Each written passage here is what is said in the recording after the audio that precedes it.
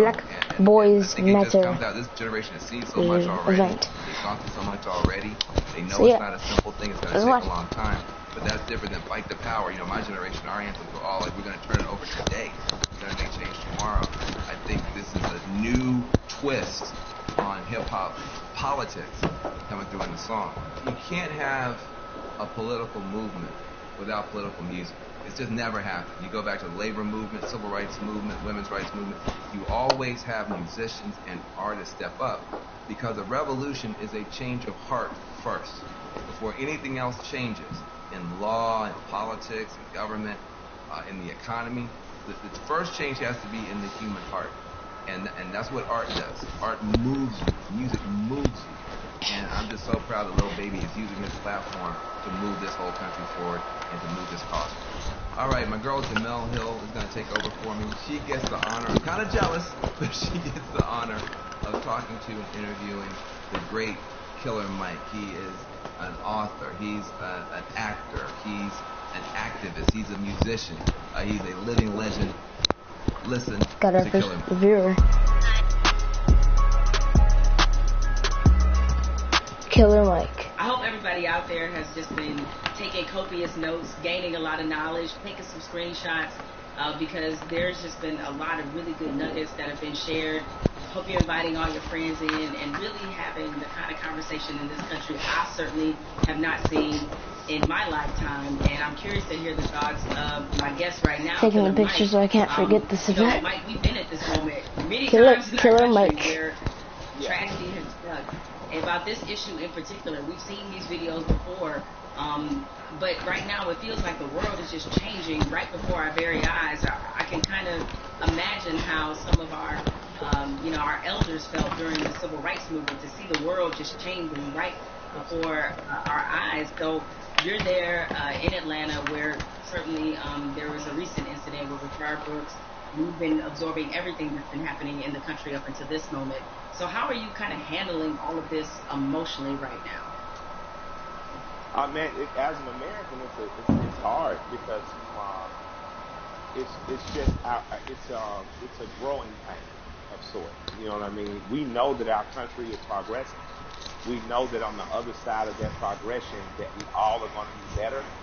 I think our community and people who are essentially descendants of the cornerstone of this nation. And the cornerstone of this nation is the Constitution is important, the Founding Fathers is important, but free labor allowed all that to stay. And as the descendant of a slave, and when I say descendant, I don't mean anything long. My great-grandmother taught me how to sew a button on a shirt as she was sewing blankets that we still use in my house. Her mother was born in slavery. So that's how close slavery is. I know how to sew a button because the slave taught her child to, and that child taught me to. That's how close. So I think that I'm excited that progress is happening, but I know on the other side of that progression, Breonna, Mr. Floyd, brother that was killed here, there are martyrs, and we've long been martyrs for the progression of this country. And I hope that as we enter into another martyr, another black person has died at the hands of the state. I hope that we enter this coming out determined to see justice on the front end, and not only when we're angry. I hope that coming out of this, the young people that are in the streets organizing, continue to organize in the time of peace like they are in time of war, because they're organizing effectively. They're causing systemic change in the immediate and not some protracted campaign. And I support them and plot, plan, strategize, organize, and mobilize. As long as you keep doing that, you're going to capitalize off the gains that you're making. And I appreciate it.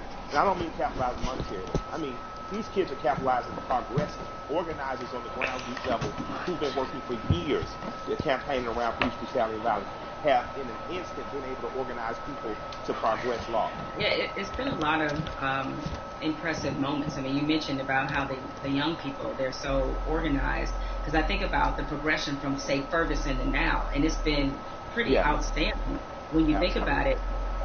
What has impressed you the most about what you're seeing right now? What has impressed me? That in '92, we rioted in Atlanta. There were riots in other cities. There were riots in Los Angeles. but there was such a stronghold on information. Local news wouldn't let what other cities know until after it was over. What's impressed me is the ability to use technology. We haven't gotten as efficient as Hong Kong, but it's coming. You are seeing at a day and age where in an instant people are able to mob on a place, people are able to say what needs to be said and go and get going. You're seeing in an instant what our grandparents were able to do. And like we have a house party app in which people can sit down on their house party app. We can organize with those 8 people to know what are we going to do in school, what are we going to do in local school boards, what are we going to do with city council. Our grandparents used to have to do that in the basement. Now you're able to do it over your phone and organize effectively and immediately. So I'm impressed by the level of organization I've seen. Because when I was organized at 15, 16 years old, we'd have to literally meet for 30 days to plan something that you might strike that might be 3 hours or even 30 minutes. But you're constantly there. These kids are able to do it, and these young people and these organizers are able to do it in a blink of an eye. But that only happens when you train like Floyd Mayweather. Organizers are like Mayweather. They never not train. You know, and I think that these are the people, again, that we should be looking to follow in these times. But you dropped a mention of the House Party app. Mike, are you on House Party? You use it? I just found out about it. I got the cool people in my life help me to work with. 2 apps I'm most interested in right now are House Party and there's an app called Combo that allows me to speak directly back and forth with people. That's a lot cooler than sometimes Twitter where stuff gets lost in translation. But you know, I'm still on that tweet with some angry moms and dads. Shouts out to the old folks. I think about where What the activism fuck? was on this issue in particular in Ferguson. Funny. And looking at it now, it is, while, you know, there was definitely a lot of positives that came out of Ferguson, particularly the Black Lives Matter movement, seeing the level and the difference is that, you know, clearly there was a lot of lessons learned there, and they've applied them now. And so it definitely seems much more cohesive, and that's been impressive. What has impressed you about what you're seeing, especially from these young people who really have seemed to seize this moment? What I've seen be most beautiful about this time is kids have the ability to adjust and move and be like water. They're truly plotting, planning, strategizing, organizing, mobilizing. The skateboard kids came in. Usually you would see in the 60s, black people look like me. We make public protests. We get our heads split open. Sympathetic whites and allies and people who truly believe in freedom, justice, and equality entered the stage. Now not only are you beating black people, you're dragging off white people. Like, and it became a tapestry, a unified front to give us our most basic civil rights and acknowledge our civil rights. That tapestry is happening again, and it's happening in a bigger and better way. I was talking about those skateboard kids. I saw those kids first come in as defenders.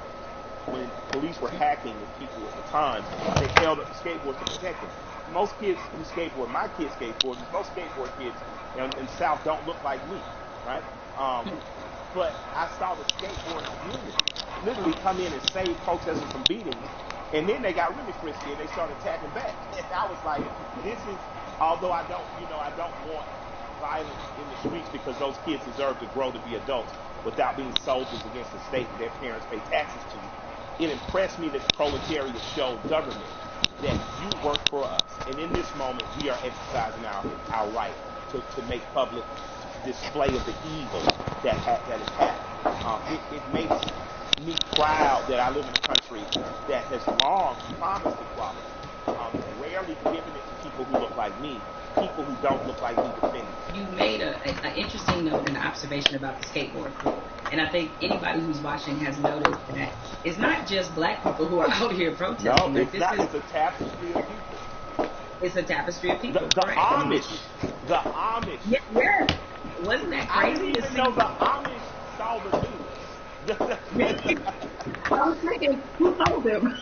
Right? It was like kind of like... I think I'm the only one. I was so impressed, though. I was so thankful. My heart was filled with joy. Yeah, so you're seeing all these different types of people that you never thought this issue would resonate with them. It kind of reminds me of your music. Your music is unapologetically pro-black. Unapologetically, yeah, right? Absolutely. But yet, when you look at a Killer Mike fan, it's across multicultural section of people. Let me do something. I think your music is able to resonate that way, despite the fact that you are also clearly talking to your people. Yeah, I'm proud to be. I like people. I like love. I'm not making no excuses. I'm not making no apologies coming to the door. I love others. I am in love with others. And because I love me, it has nothing to do or affect in my love of others. I have a very good friendship with East Indian cousins, Raj and Neil. They own the store right next to Walters. What's happening? So if you're from Atlanta, you know about Walters. If you're a big guy from Atlanta, you know about, the store right next door. These guys have always just been good to me. Raj went to India. He came back, brought my wife incense, these beautiful little elephant characters. He's proud to be Indian. I've learned about being Indian from my Indian friends. When you're truly who you are, how could you be offended? How could you not love it or like it? Like, man, I'm a part of the original people on earth. I'm from the continent that birthed all humanity. I think when you wear that proudly and unapologetically, and not from a place of needing someone to be below you, there's no reason for people not to like you. I like you. I got plenty of heroes that don't look like me. There's a portrait of John Brown on my wall in my basement. He's a hero. He doesn't have to look like me.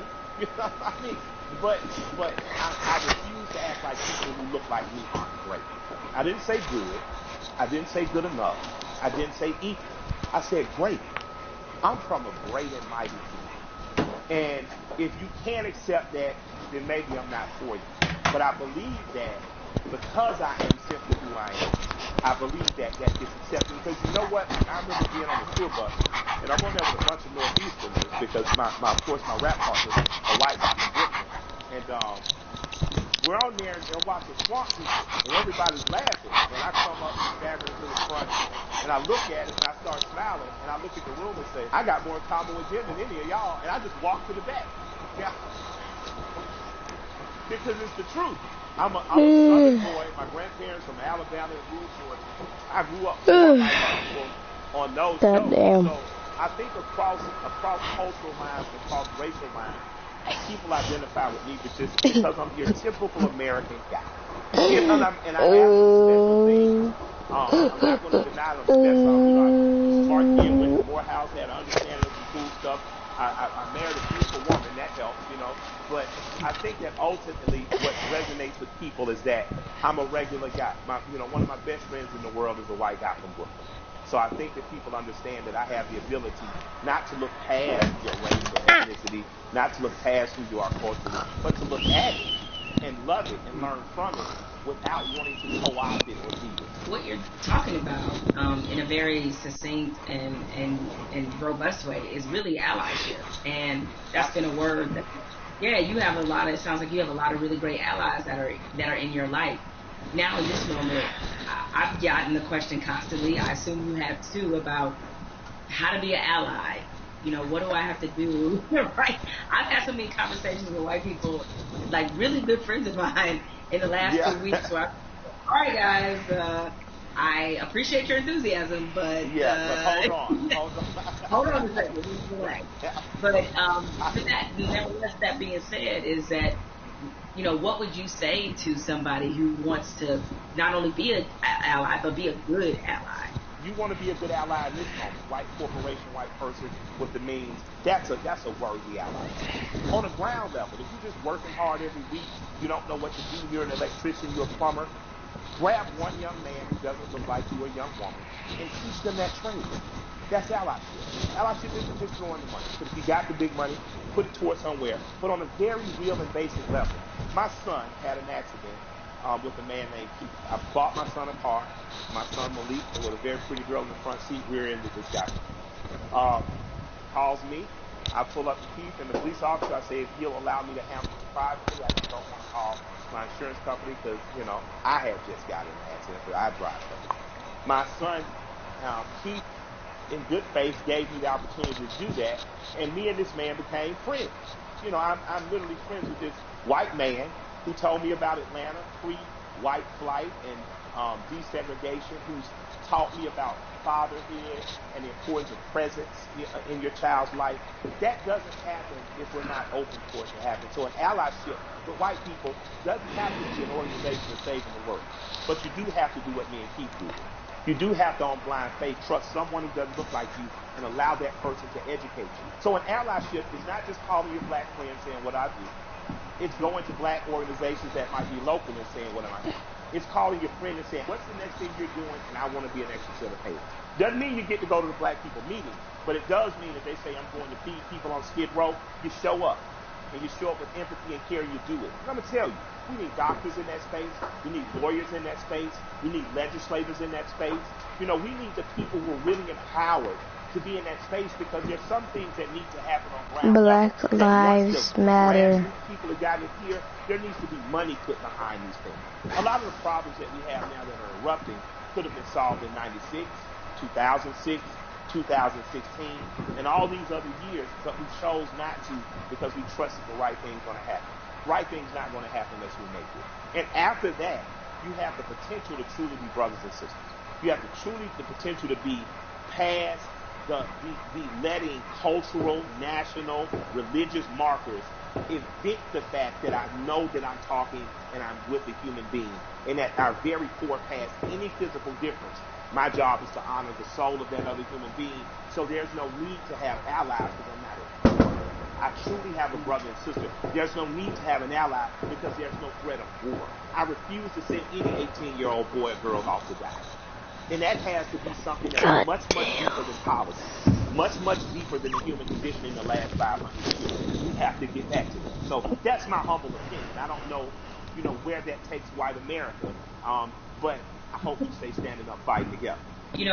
Mike, we've been having this great conversation, and a lot of people watching, they probably want to know, because, again, these things have flashes where 1 minute we're talking about this, everybody's fired up, everybody's willing to do things, and then the next minute the momentum dies. So how can the people who are watching now, how can they keep this conversation, this action, this momentum going? Take this conversation, get 8 to 10 people around you, your neighbors and people who live within 10 square miles, and start to see what you can do to affect. And then connect with other people that may be in closer proximity, 30, 40, 50 miles, even another city or places that are doing it right, in other places. Connect with those people. And just if all of us do a little, no one has to do a lot. If all of us do a little, if all of us pick a little to do, no one will have to do a lot. That's a word right there. If we all do a little bit, nobody has to do a lot. Nobody has to do a lot. Mike, I've enjoyed the conversation. Time to put on my man skin.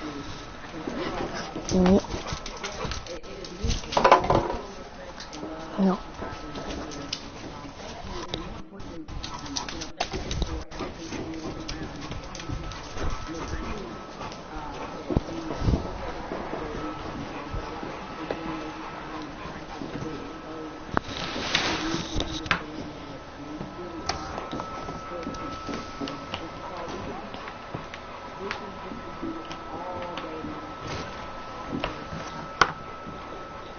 Alright, I'm going to go ahead and change it to my main skin, not my sweat skin, because we're not sweating right now. We're talking about, like, black people and how they should be cared for, how they should get laws finally. And I'm up for that because even though I don't sound like it, I'm black. People accuse me being racist because I don't sound black. There's a difference between your voice and another's. So unless you stop telling me that I'm white, but I'm actually made black, then you can shut your pie hole, because I am black and I'm proud, nigga.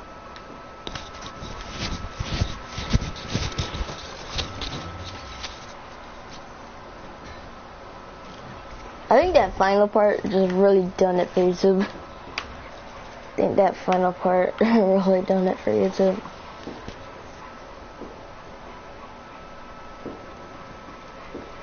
But I said what I said. Even though I probably won't get ads on this, I still say what I say.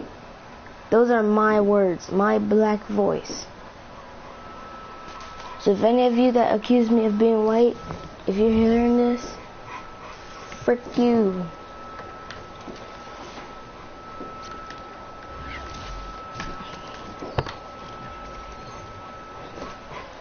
Hey, would you quit it?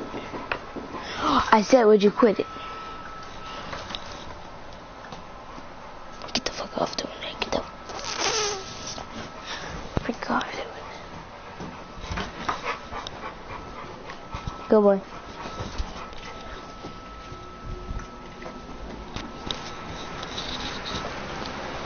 Down. Alright, good on us.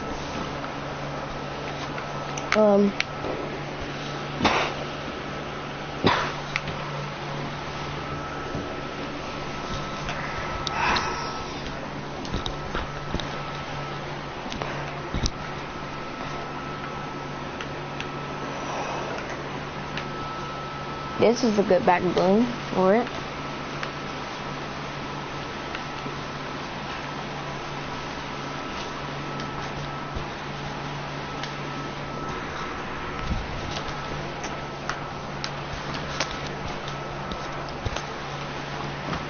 Alright, let's see.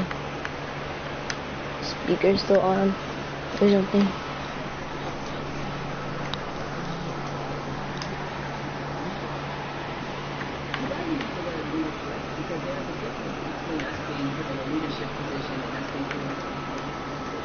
The educational part, we're on the wrong path, right? We don't have to be educating anybody else about race. Gotta get back on that part again.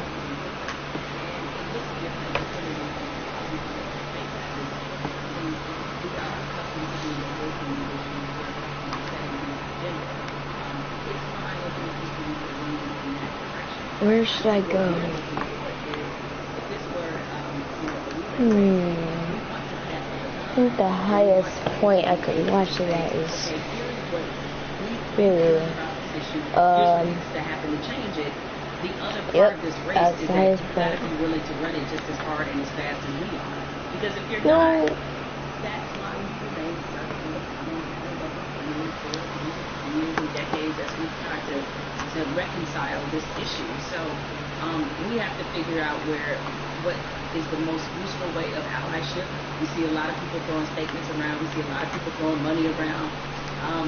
We need that to be a focused effort, and more importantly, to be vocal about it. I can't take any more double-sided. There can be no more other-sidedism, if I may make up a word, meaning that you give over here, and you're a company that is like, yeah, Black Lives Matter, except for in my boardroom, where they don't, or except for my organizational chart, where they don't. So I'm done with that, right? Oh, that's great. Charity's great. Charity doesn't change structural racism, right? What changes it is when you actively look in your building and ask, why aren't there more Black people in this building, in this boardroom, in this C-suite? So the allies that we have, what you can do, change the structure and cultures of your companies, of your businesses, of wherever it is you have influence. Start there. The thing I try to tell people is, it puts us in a no-win situation. I want our white sisters and brothers to be better educated and to care more, but I don't want to have to bear the burden of trying to teach and educate all the time. The reason you pay tuition is because it's costly to educate someone. You coming up to me and saying, educate me, that's costly to me emotionally and from a time point of view. Also, I think we have to be very honest. Nobody would go up to somebody and say, teach me Russian in 5 minutes. And by the way, make me feel good about it. Like, I mean, wait, hold on a second. Like, you want me to teach you about racism, which is, the history of race in America is just as complicated as Russian.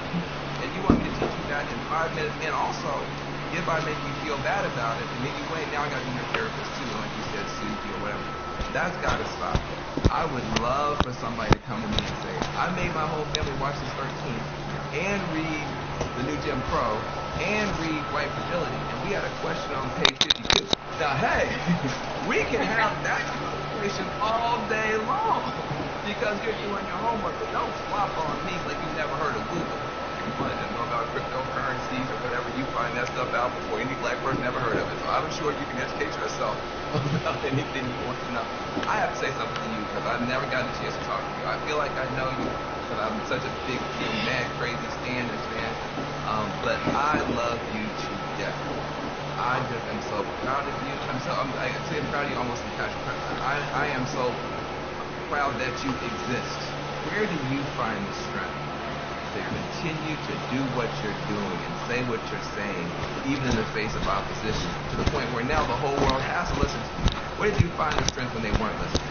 I guess maybe this is just part of the black woman's condition, is that we don't know any other way. And most of us, I come from a line of black women who are just like this. My mother's like this. My grandmother was like this, where it's the old phrase we've all used as black people, making a way out of no way. And screaming till they hear you, you know what I'm saying? Is that because the opposite, to do the opposite of that is what? Is that I can't even afford to do that. I don't know any other mode but to fight for what's right, but to try to stand on the right side of history, but to speak for people who don't have a voice or a platform as large as mine, because somebody did it for me. What advice do you have?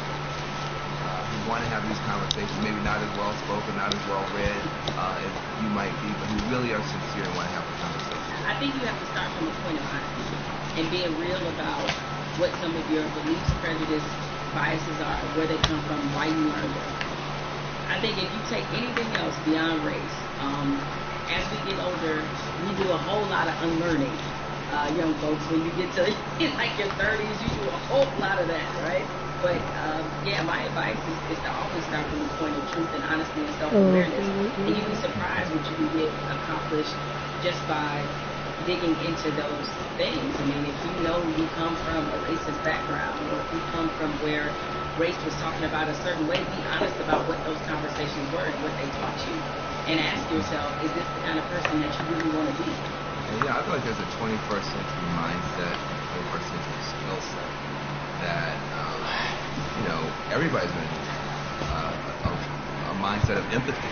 And we're going to be dealing with, people, every color, flavor, every kind of human being ever born. We all have to deal with each other because of the internet, because just the world economy. You're going to be competing against people in China and Nigeria.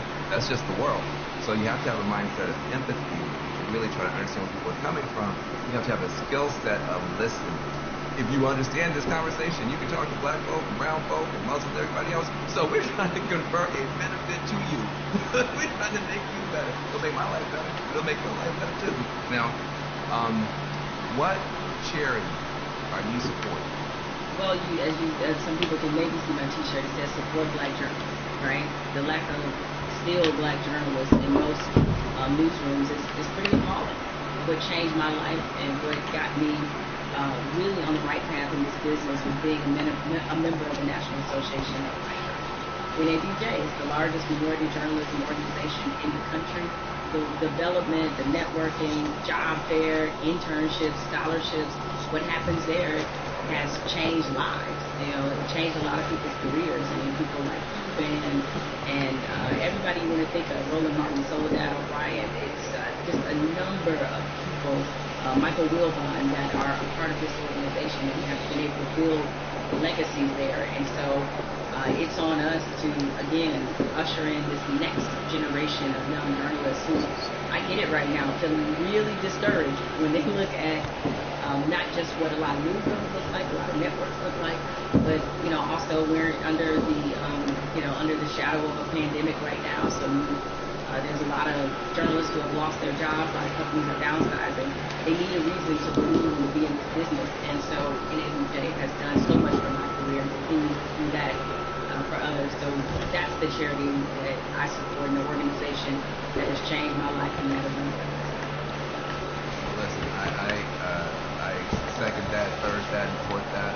NABJ is a beautiful organization. I've got groups I want to support as well.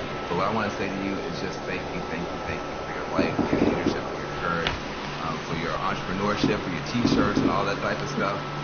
Make sure to support the sister businesses and let's keep this conversation going. Much love to you. Thank you, man. I got good news for you. I got bad news for you. The good news is that people are activating all around the world, all across the planet for change. It's actually good That news. is a powerful moment. Here's the bad news. Unfortunately, this is not a one answer fixes everything situation.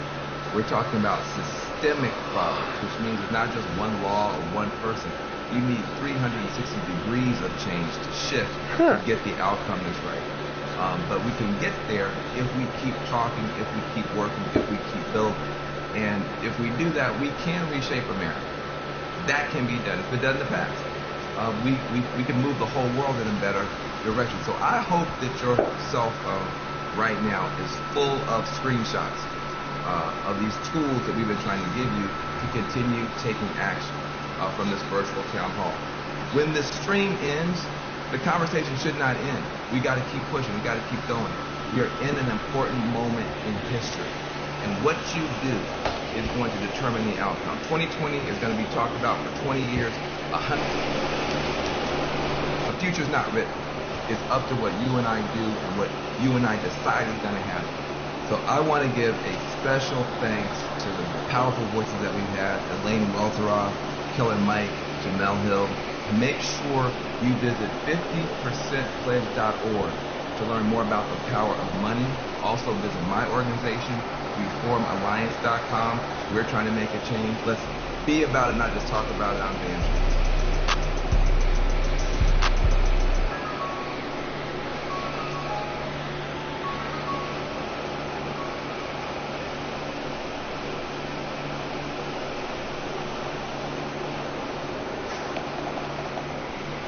Alright, I think it's over.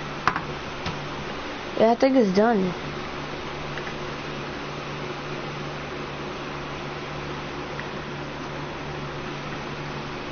Yep. It's done, boys. We did it. We finished. Okay. I think we've learned a bit about black people. They should be respected and shit.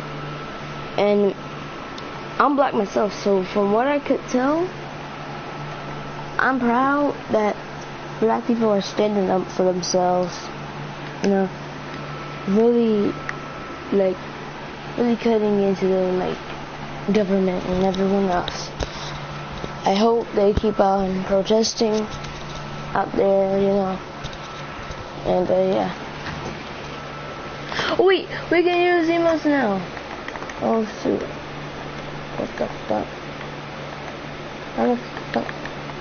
I need to look for the crap. I can't find the emote. I guess I didn't have 5.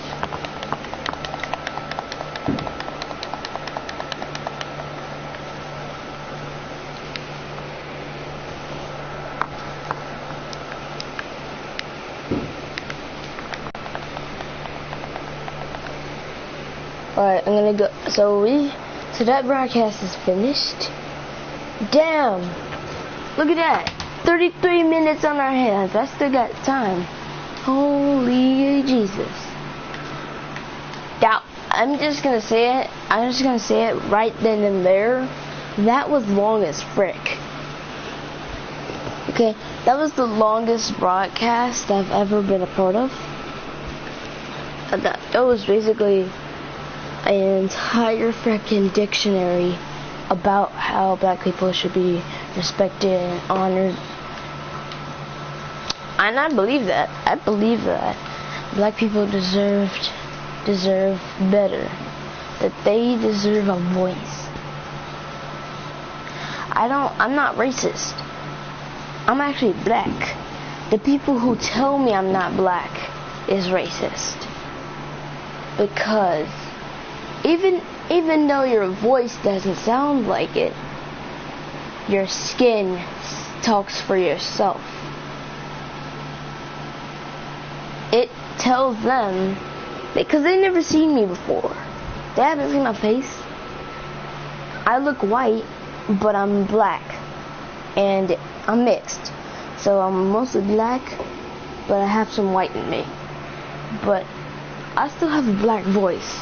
And if they disrespect that, they might as well get banned. or something. Something gonna happen to them. But I respect my own voice. They respect theirs. If they don't respect mine, I don't respect theirs. It's bad. That a thing that was way in the past is happening right now. And all of this, and this coronavirus pandemic crap, it's not gonna end until we get our way. So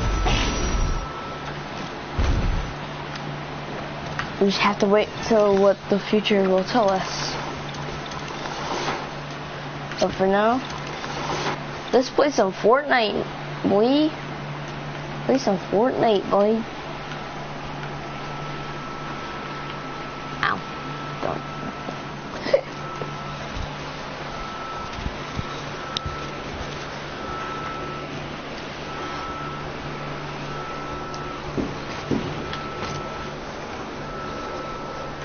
Yo, what? Oh yeah, I forgot. Alright, now it's time to leave the game. Hello? What the frick?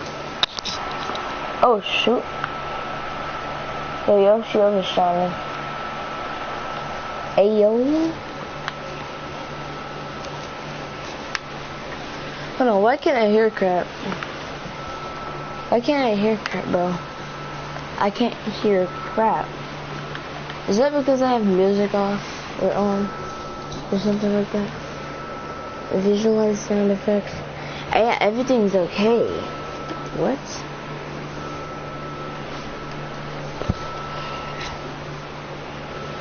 I gotta go. Let's go play some FortNUT with my friends.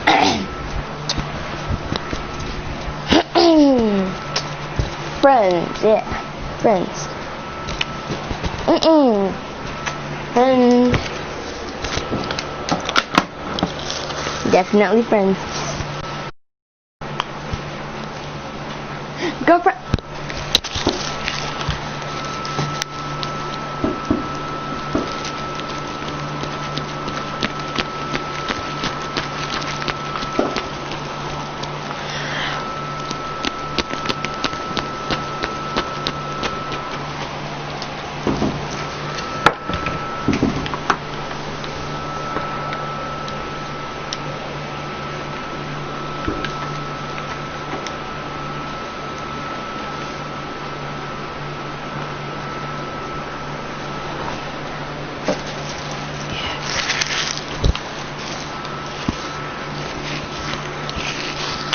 I know I sent a sad fucking photo. I don't have a sad photo.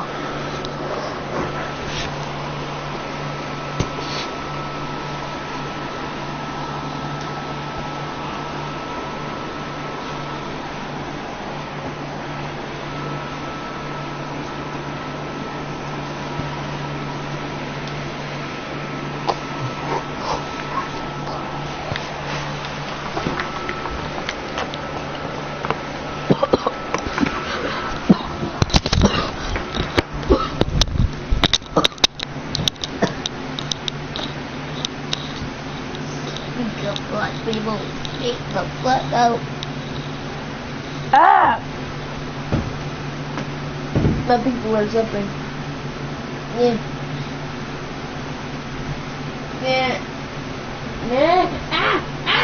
What's it? My hip.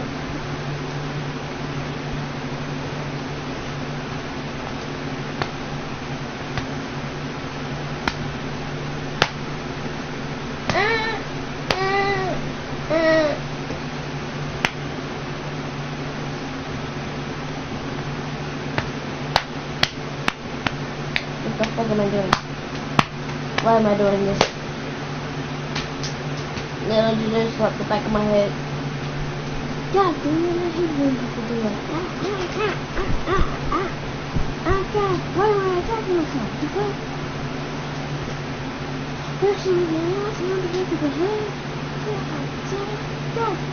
What the fuck? Ow.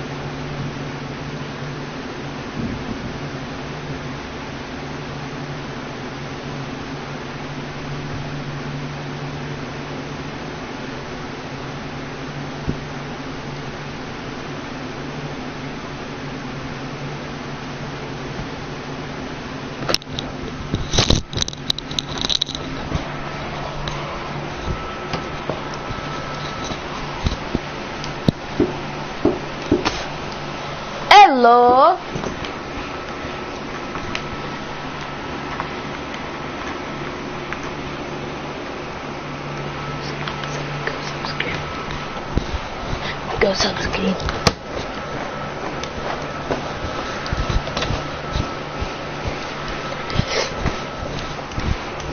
Alright. Now. See, I knew music wasn't fully deactivated. Yep, I knew music and sounds weren't deactivated. Yep, I knew it.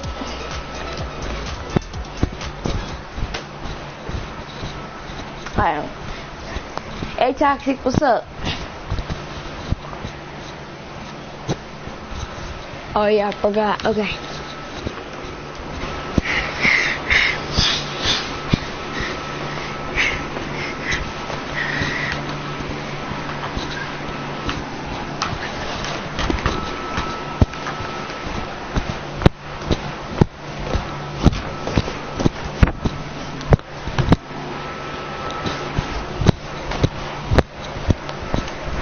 Hey, dude, what's up?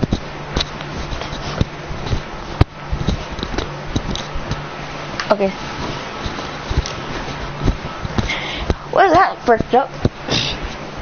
Gets my friends upset.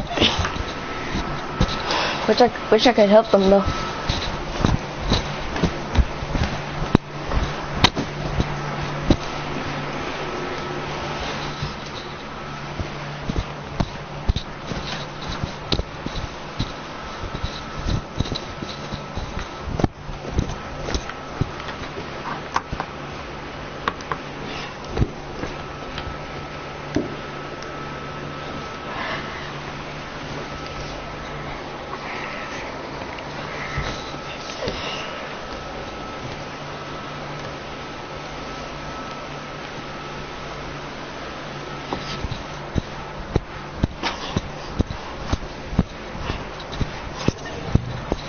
Gosh darn it.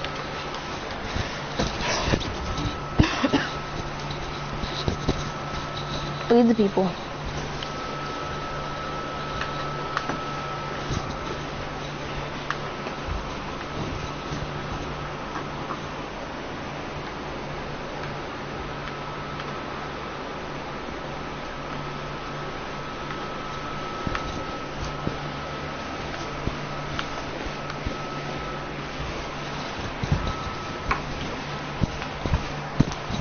Well, it's good that I had a little fun, you know? Oh wait, it's the summertime.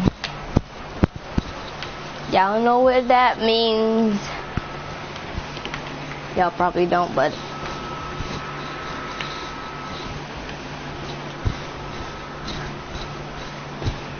since it's summertime, I get to wear a summer skin and summer back bling. Where's my other summer back bling other than that stupid back bling?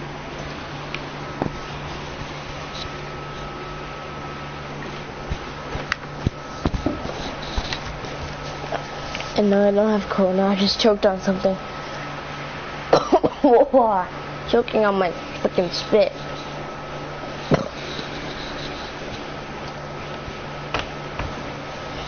And if you call, I swear to God, if you say I have corona, I am fucking going to slap the shit out of you. That's not that. Please don't hurt me. YouTube, and I know I've cursed throughout this entirety of the video, but YouTube, I am sincerely sorry. But here's the thing, YouTube. And this is for YouTube personally. Now, YouTube, if you're seeing this right now, my channel, I entirely am saying my channel is not, and I mean not, it's not made for kids. Okay? Listen to me. I don't know how I can set my channel not to make not made for kids on my phone, but what I do know is I can tell you personally through my channel. My channel is not for kids. But so if I curse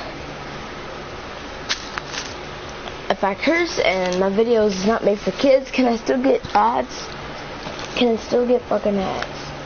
I just want to say, yeah, my channel can be for adults, it can be for teenagers, it can be for preteens, not kids. But if kids are like, what, 10 or 11, yeah, they can watch my channel. But if they're like, I guessing 8 or 6, they cannot, like absolutely cannot watch my channel. If you have a little brother and you encourage him to watch my channel, just please know that your little brother will learn a few cuss words. And I am sorry in advance. Please let me get ads on my channel, because I am basically fucking suffering with a money problem. And the main thing I came here on YouTube is for a goal to hit 1,000,000 subscribers and get a diamond play button, and make, of course, the main thing, make people feel like I want to make people laugh. That's the main point of my channel. And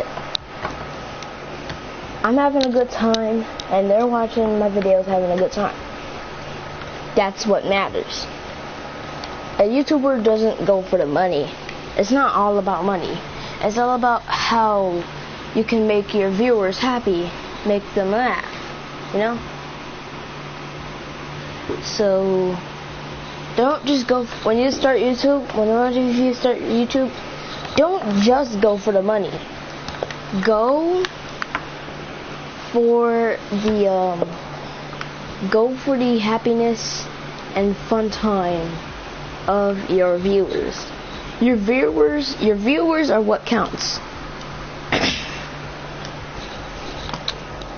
Your viewers are the main part of your channel that makes it come all together. And if you don't if you don't care for your viewers, you might simply just either stop making videos or something else. But care for your viewers at least.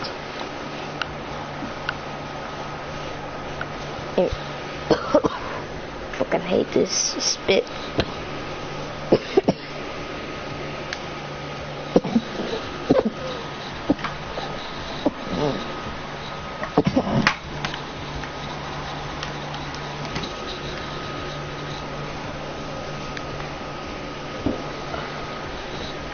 I think I'm done. Okay. Okay. If anyone has ever choked on their spit before, and if anyone has ever choked on their spit in public before, and it made them look like they had the corona, has anybody ever had that happen to them? Because it's happening on the stream right now. Thank you to whoever's the one person that was watching this, because I rarely get viewers, but I rarely get new viewers. If this isn't a new viewer, thank you for subscribing. To all the 30 people or the 31 people that subscribed, thank you. I freaking love you guys for building this channel with me. Alright, now so I already watched We the People. If you want to watch it, if you weren't here and you want to watch the event, go ahead and rewind. But let's play some duos still. Let's see what kind of people we find. So I'm wearing my I'm also wearing my summer loadout. Because I just like the loadout personally. So yeah, let's go ahead and get in this game and see who we find. Sorry for the fan and the fireworks in the background and the screaming PS4 in the background as well. I have a ton of noises in the background. I'm sorry for all the noises in the background in advance. Let's go ahead and see what this person has. Man, man. Daddy needs a new pair of shoes. Oh, hello.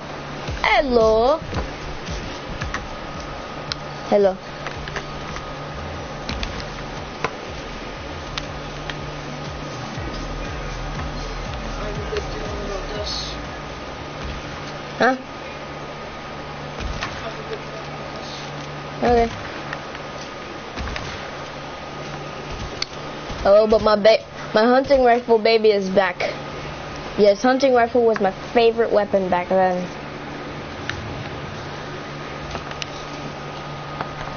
Come here, boys. I'm gonna kill y'all, default boys. I still see the damage bar all the way over there. Alright, let's land. I haven't seen all the locations yet, so I'm gonna have to try and like get salty. Yeah, I haven't seen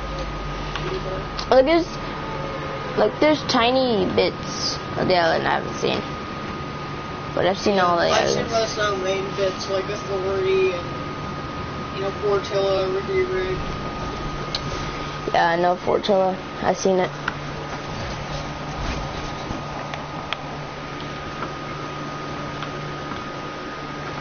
If I didn't know Fortilla, I wouldn't be able to do all those Fortilla roleplays.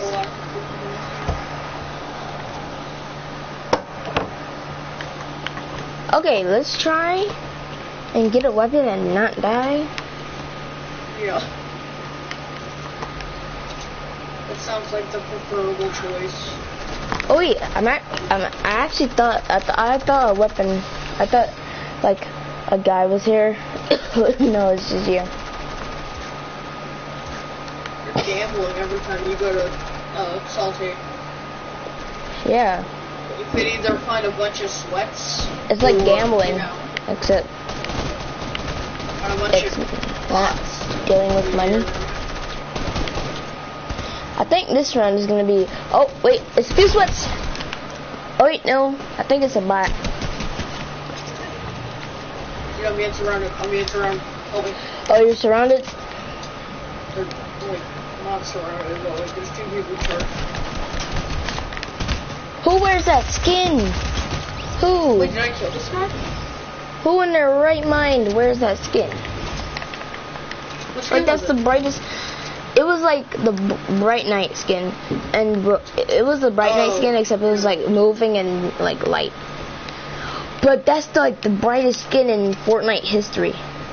Let alone the brightest I looked loadout at in that Fortnite skin history. and I was like, nah, I'm never getting that. Yeah, because it's like the brightest skin in Fortnite history. You're trying to be stealthy, bro. Boom! Yeah. No, come on. He's about to finish me. Here's the short shotgun. Oh, No! God dang it. Dude, friend me. Frank. Yeah, bro. I hate default. I especially hate defaults that just have charged shotguns and they're actually good with it. I just hate it. I'm gonna have.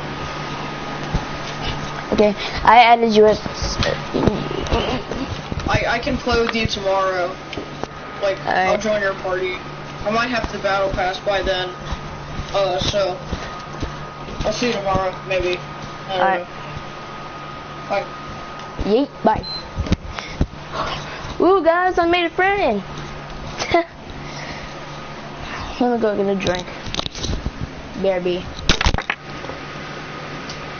I like how